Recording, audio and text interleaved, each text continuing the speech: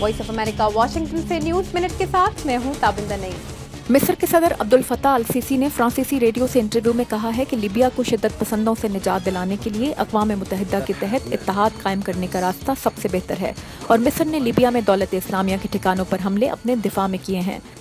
France के सदर Hollande ने कहा है कि यहूदी और मुसलमानों पर हमले फ्रांस की बुनियादों के खिलाफ हैं। उन्होंने फ्रांस के यहूदियों से अपील की कि वो फ्रांस छोड़कर ना जाएं।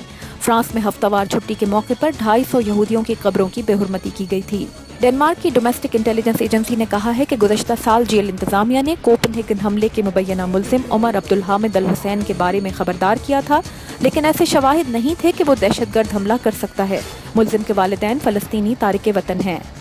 मशरक़ी यूक्रेन में हुकूमत की तरफ से भारी असलहा हटाने की डेडलाइन बगैर किसी पेशरफ्त के गुजर गई। यूक्रेन के फौजी तर्जुमान के मुताबिक 24 घंटों में बागियों के हमलों में 5 यूक्रेनी फौजी हलाक हुए हैं।